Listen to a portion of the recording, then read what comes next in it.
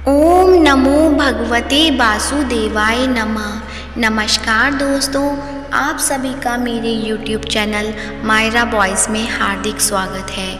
आज की इस वीडियो में हम आपको बृहस्पतिवार व्रत कथा सुनाएंगे। कथा सुनने से पहले आप सभी से मेरा अनुरोध है, कमेंट बॉक्स में जय बृहस्पति देव जरूर लिखें। बोलो विष्णु भगवान की जय, वीर भगवान की जय। भारतवर्ष में एक प्रतापी और दानी राजा राज्य करता था। वह नित्य गरीबों और ब्राह्मणों की सहायता करता था। यह बात उसकी रानी को अच्छी नहीं लगती थी। वह ना ही गरीबों को दान देती, ना ही भगवान का पूजन करती थी और राजा को भी दान देने से मना किया करती थी। एक दिन राजा शिकार खेलने वन को गए हुए थे तो रानी महल में अकेली थी। उसी समय बृहस्पति देव साधु वेश में राजा के महल में भिक्षा के लिए गए और भिक्षा मांगी। रानी ने भिक्षा देने से इनकार किया और कहा, हे साधु महाराज, मैं तो दान पुण्य से तंग आ गई हूँ। मेरा पति सारा धन लुटाते रहते हैं। मेरी इच्छा है कि हमारा धन नष्ट हो जाए और फिर न रहेगा बांस न बजेगी बांसुरी। साधु ने कहा, देवी तुम तो बड़ी विचित्र हो। धन संतान तो सभी चाहते हैं, पुत्र और लक्ष्मी तो पापी के घर भी होनी चाहिए। यदि तुम्हारे पास अधिक धन है तो भूखों को भोजन दो, प्यासों के लिए प्याऊ बनवाओ, मुसाफिरों के लिए धर्मशालाएं खुलवाओ। जो निर्धन अपनी कुंवारी कन्याओं का विवाह नहीं कर सकते उनका विवाह करा दो। ऐसे और कई काम हैं जिनके करने से तुम्हारा यश लोक परलोक में फैलेगा। परंतु रानी पर उपदेश का कोई प्रभाव न पड़ा। वह बोली, महाराज आप मुझे कुछ न समझाएं। मैं ऐसा धन नहीं चाहती जो हर जगह बांटती फिरूं। साधु ने उत्तर दिया, यदि तुम्हारी ऐसी इच्छा है तो तथास्तु। तुम ऐसा करना कि बृहस्पतिवार को घर लीपकर पीली मिट्टी से अपना सिर धोकर स्नान करना, भट्टी चढ़ाकर कपड़े धोना। ऐसा करने से तुम्हारा सारा धन नष्ट हो जाएगा। इतना कहकर वह साधु महाराज वहाँ से अलोप हो गए। साधु के अनुसार कई बातों को पूरा करते हुए रानी को केवल 3 बृहस्पतिवार ही बीते थे कि उसकी समस्त धन संपत्ति नष्ट हो गई। भोजन के लिए राजा का परिवार तरसने लगा। तब एक दिन राजा ने रानी से बोला कि हे रानी, तुम यहीं रहो, मैं दूसरे देश को जाता हूँ, क्योंकि यहाँ पर सभी लोग मुझे जानते हैं, इसलिए मैं कोई छोटा कार्य नहीं कर सकता। ऐसा कहकर राजा परदेश चला गया। वहाँ वह जंगल से लकड़ी काट कर लाता और शहर में बेचता। इस तरह वह अपना जीवन व्यतीत करने लगा। इधर राजा के परदेश जाते ही रानी और दासी दुखी रहने लगी। एक बार जब रानी और दासी को 7 दिन तक बिना भोजन के रहना पड़ा तो रानी ने अपनी दासी से कहा, हे दासी, पास ही के नगर में मेरी बहन रहती है, वह बड़ी धनवान है, तो उसके पास जा और कुछ ले आ ताकि थोड़ी बहुत गुजर बसर हो जाए। दासी रानी की बहन के पास गई। उस दिन गुरुवार था और रानी की बहन उस समय बृहस्पतिवार के व्रत की कथा सुन रही थी। दासी ने रानी की बहन को अपनी रानी का संदेश दे दिया, लेकिन रानी की बड़ी बहन ने कोई उत्तर नहीं दिया। जब दासी को रानी की बहन से कोई उत्तर नहीं मिला तो वह बहुत दुखी हुई और क्रोध भी आया। दासी ने वापस आकर रानी को सारी बात बता दी। सुनकर रानी ने अपने भाग्य को कोसा। उधर रानी की बहन ने सोचा कि मेरी बहन की दासी आई थी, परंतु मैं उससे नहीं बोली, इससे वह बहुत दुखी हुई होगी। कथा सुनकर और पूजन समाप्त करके वह अपनी बहन के घर आई और कहने लगी, हे बहन, मैं बृहस्पतिवार का व्रत कर रही थी। तुम्हारी दासी मेरे घर आई थी, परंतु जब तक कथा होती है तब तक ना तो उठते हैं और ना ही बोलते हैं, इसलिए मैं नहीं बोली। कहो दासी क्यों गई थी? रानी बोली, बहन तुमसे क्या छिपाऊं, हमारे घर में खाने तक को अनाज नहीं था। ऐसा कहते कहते रानी की आंखें भर आईं। उसने दासी समेत पिछले 7 दिनों से भूखे रहने तक की बात अपनी बहन को विस्तार पूर्वक सुना दी। रानी की बहन बोली, देखो बहन, भगवान बृहस्पति देव सबकी मनोकामना पूर्ण करते हैं। देखो, शायद तुम्हारे घर में अनाज रखा हो। पहले तो रानी को विश्वास नहीं हुआ, पर बहन के आग्रह करने पर उसने अपनी दासी को अंदर भेजा तो उसे सचमुच अनाज से भरा एक घड़ा मिल गया। यह देखकर दासी को बड़ी हैरानी हुई। दासी रानी से कहने लगी, हे रानी, जब हमको भोजन नहीं मिलता तो हम व्रत ही तो करते हैं, इसलिए क्यों ना इनसे व्रत और कथा की विधि पूछ ली जाए ताकि हम भी व्रत कर सकें। तब रानी ने अपनी बहन से बृहस्पतिवार का व्रत करने के बारे में पूछा। उसकी बहन ने बताया, बृहस्पतिवार के व्रत में चने की दाल और मुनक्का से विष्णु भगवान का केले की जड़ में पूजन करें तथा दीपक जलाएं, व्रत कथा सुने और पीला भोजन ही करें। इससे बृहस्पति देव प्रसन्न होते हैं। व्रत और पूजन विधि बताकर रानी की बहन अपने घर लौट आई। 7 दिन के बाद जब गुरुवार आया तो रानी और दासी ने व्रत रखा। गुड़साल में जाकर चना और गुड़ लेकर आई, फिर उससे केले की जड़ तथा विष्णु भगवान का पूजन किया। अब पीला भोजन कहाँ से आए, इस बात को लेकर दोनों बहुत दुखी थे। क्योंकि उन्होंने व्रत रखा था, इसलिए बृहस्पति देव उनसे प्रसन्न थे। इसलिए वे एक साधारण व्यक्ति का रूप धारण कर 2 थालों में सुंदर पीला भोजन दासी को दे गए। भोजन पाकर दासी प्रसन्न हुई और फिर रानी के साथ मिलकर भोजन ग्रहण किया। उसके बाद वे सभी गुरुवार को व्रत और पूजन करने लगे। बृहस्पति भगवान की कृपा से उनके पास फिर से धन संपत्ति आ गई, परंतु रानी फिर से पहले की तरह आलस्य करने लगी। तब दासी बोली, देखो रानी, तुम पहले भी इस प्रकार आलस्य करती थी। तुम्हें धन रखने में कष्ट होता है, इस कारण सभी धन नष्ट हो गया, और अब जब भगवान बृहस्पति की कृपा से धन मिला है तो तुम्हें फिर से आलस्य होता है। रानी को समझाते हुए दासी कहती है कि बड़ी मुसीबतों के बाद हमने यह धन पाया है, इसलिए हमें दान पुण्य करना चाहिए, भूखे मनुष्य को भोजन कराना चाहिए और धन को शुभ कार्यों में खर्च करना चाहिए, जिससे तुम्हारे कुल का यश बढ़ेगा, स्वर्ग की प्राप्ति होगी और पितृ प्रसन्न होंगे।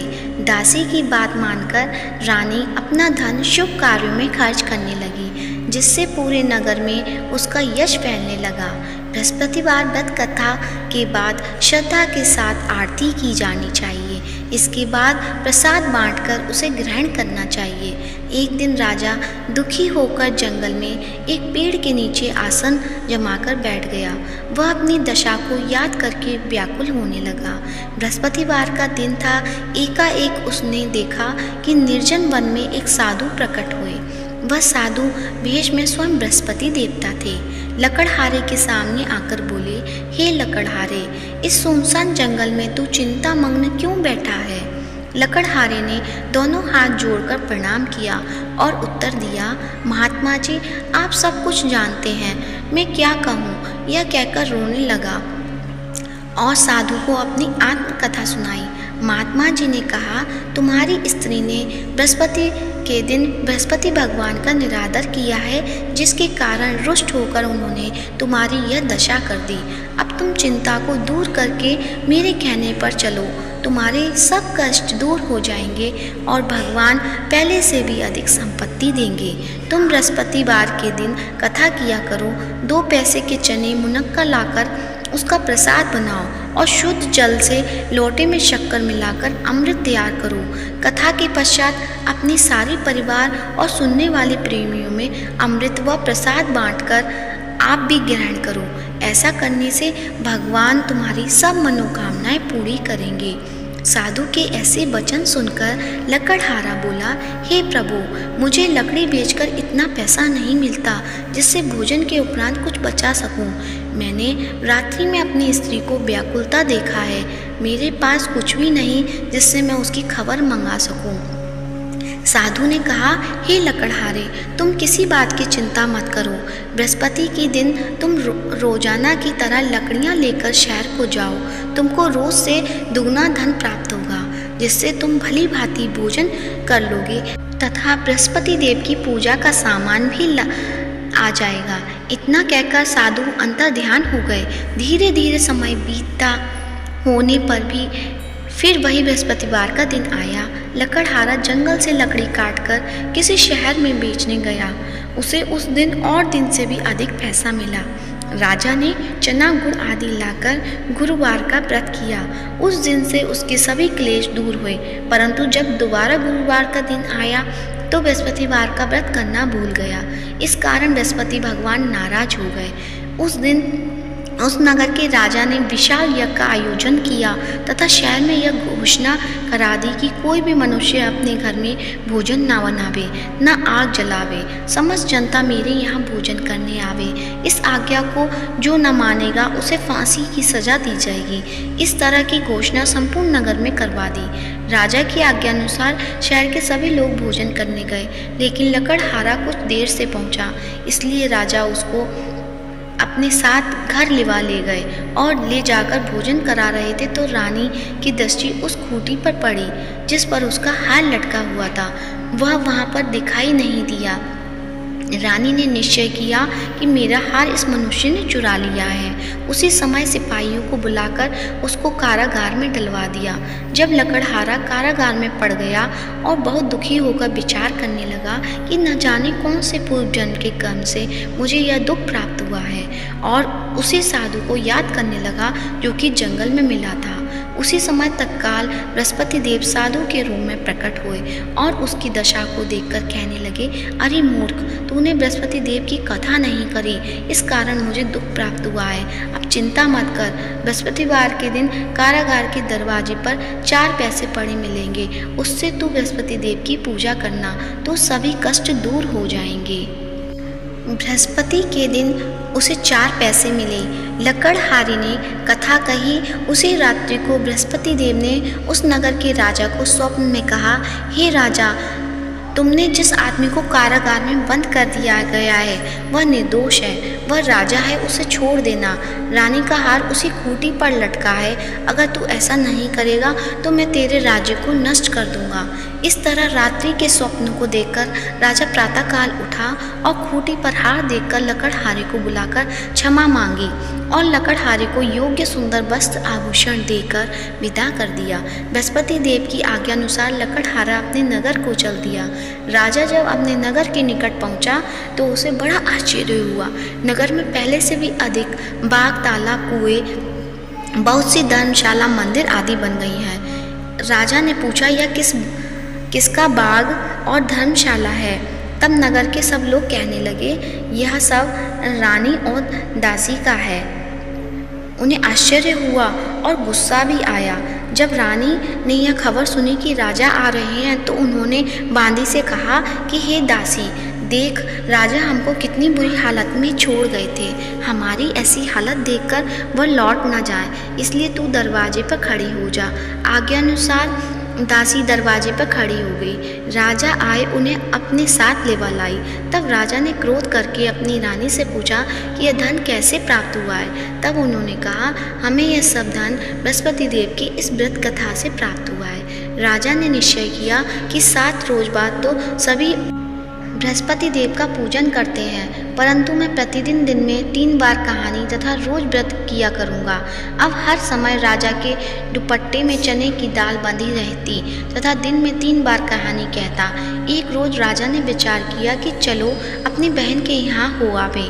इस तरह निश्चय कर राजा घोड़े पर सवार होकर अपनी बहन के यहाँ को चलने लगा। मार्ग में उसने देखा कि कुछ आदमी एक मुर्दे के लिए जा रहे हैं। उन्हें रोककर राजा कहने लगा, अरे भाइयों, मेरी बृहस्पति देव की कहानी सुन लो। वे बोले, लो, हमारा तो आदमी मर गया, इनको अपनी कथा की पड़ी है। परंतु कुछ आदमी बोले, अच्छा कहो, हम तुम्हारी कथा भी सुनेंगे। राजा ने दाल निकाली और जब कथा आदि हुई कि मुर्दा हिलने लग गया, और जब कथा समाप्त हो गई तो राम राम करके मनुष्य उठकर खड़ा हो गया। आगे मार्ग में उसे एक किसान खेत में हल चलाता मिला। राजा ने उसे देख और उससे बोला, अरे भैया, तुम मेरी बृहस्पतिवार की कथा सुन लो। किसान बोला, जब तक मैं तेरी कथा सुनूंगा तब तक 4 हरिया जोत लूँगा। जा अपनी कथा किसी और को सुनाना। इस तरह राजा आगे चलने लगा। राजा के हटते ही बैल पछाड़ खाकर गिर गए तथा किसान के पेट में बड़ी जोर का दर्द होने लगा। उस समय उसकी माँ रोटी लेकर आई। उसने जब यह देखा तो अपने पुत्र से सब हाल पूछा और बेटे ने सभी हाल कह दिया। तो बुढ़िया दौड़ी दौड़ी उस घुड़सवार के पास गई और उससे बोली कि मैं तेरी कथा सुनूंगी, तो अपनी कथा मेरे खेत पर चलकर ही कहना। राजा ने बुढ़िया के खेत पर जाकर कथा कही, जिसके सुनते ही वह बैल उठ खड़े हुए तथा किसान के पेट का दर्द भी बंद हो गया। राजा अपनी बहन के घर पहुंचा। बहन ने भाई की खूब मेहमानी की। दूसरे रोज प्रातःकाल राजा जगा तो वह देखने लगा कि सब लोग भोजन कर रहे हैं। राजा ने अपनी बहन से कहा, ऐसा कोई मनुष्य है जिसने भोजन नहीं किया हो? मेरी बृहस्पतिवार की कथा सुन ले। बहन बोली, हे भैया, यह देश ऐसा ही है कि पहले यहाँ लोग भोजन करते हैं, बाद में अन्य काम करते हैं। अगर कोई पड़ोस में हो तो देख आऊं।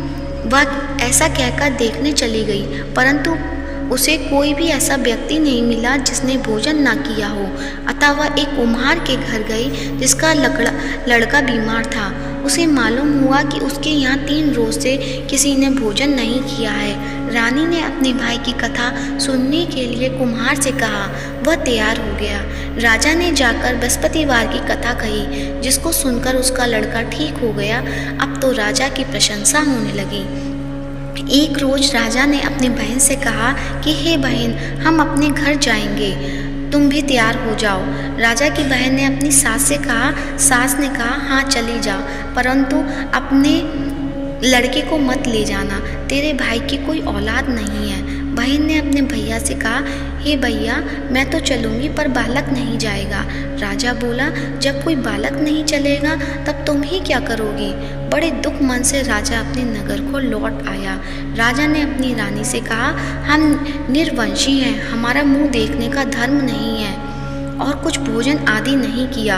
रानी बोली, हे प्रभु, बृहस्पति देव ने हमें सब कुछ दिया है, वह हमें औलाद अवश्य देंगे। उसी रात बृहस्पति देव ने राजा से स्वप्न में कहा, हे राजा, उठ, सभी सोच त्याग दे, तेरी रानी गर्भ से है।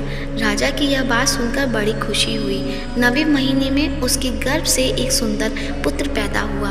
तब राजा बोला, हे रानी, स्त्री बिना भोजन के रह सकती है पर बिना कहे नहीं रह सकती। जब मेरी बहन आवे तुम उससे कुछ कहना मत।